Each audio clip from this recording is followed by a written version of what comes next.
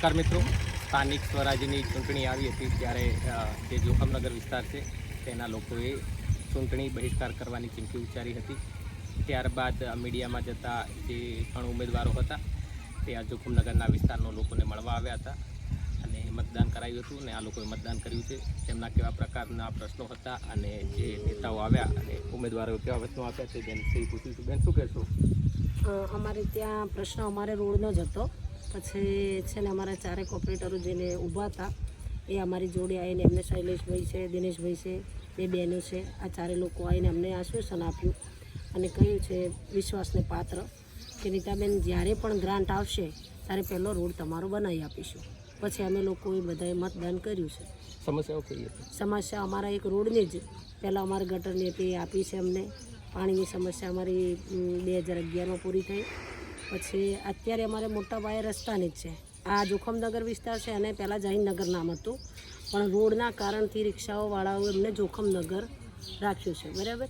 એટલે હાલ બધા જોખમનગર નામથી જ ઓળખાય છે અને આ રસ્તા માટે થઈને જ આને જોખમનગર નામ આપવામાં આવ્યું છે. એટલે અમને પૂરો વિશ્વાસ છે અમારા ચારે કોર્પોરેટર ઉપર, આગળ મંત્રી સાહેબ ઉપર અમને વિશ્વાસ છે. અમને વિશ્વાસ અપાયો છે કે અમારો રોડ બનશે જ અને ગ્રાન્ટ આવશે એટલે અમને પહેલો એ લોકો રોડ બનાવી આપશે એવો વિશ્વાસ છે અમને. અન્ય પણ ભાઈ છે, એક યુવા ભાઈ છે, તેમના જોડે વાત કરીશું. તે શું કહી રહ્યા છે? ભાઈ, શું નામ તમારું?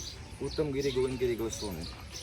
મતદાનનો બહિષ્કાર કરવાનું કારણ એવું હતું કે છેલ્લા ઘણા વર્ષોથી અમારે આ સમસ્યા રોડ, રસ્તાની, ગટરની ઘણી બધી હતી, પણ કોઈ કોર્પોરેટર કે કોઈ સરકાર ધ્યાન આપતી નથી. તો પછી અમે સોસાયટીવાળા ઘણા માણસો ભેગા થઈને એવું નક્કી કર્યું કે આ વર્ષે કંઈક એમને અસર પડે એવું કામ કરીએ. એટલે આ વખતે અમે બધા નક્કી કરીને મતદાનનો બહિષ્કાર કર્યો. એ બધી વાત તે લોકોને જાહેર થઈ પછી ત્યાંથી 4 કોર્પોરેટર અહીંયા આવ્યા હતા.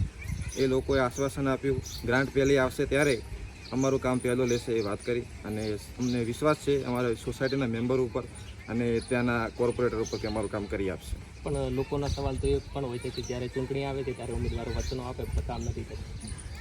હવે આ વર્ષે પણ એ જ જોવું રહ્યું. છેલ્લા કેટલા વર્ષોથી આ સમસ્યા છે, પણ અમને આશ્વાસન આપ્યું છે અને વિશ્વાસ છે કે આ વર્ષે મંત્રી સાહેબ ખાસ તમારા વિસ્તાર પર ધ્યાન આપ્યું છે તો કંઈક કામ કરશે. નહીં થાય પછી તો પછી એનો જ પ્રશ્ન છે, ધારાસભ્યની ચૂંટણી આવે જ છે અને મતદાનનો બહિષ્કાર છે તો પછી સરકાર ક્યારેક તો ધ્યાન આપશે ત્યાં વસ્તુ ઉપર. આ હતા તેમનું કહેવું છે કે જો કામ નહીં થાય તો આગળની ચૂંટણી આવશે તેમાં પણ સંપૂર્ણપણે બહિષ્કાર કરીશું. તમારું અંગે શું માનવું છે તે કમેન્ટમાં જણાવજો. ધન્યવાદ.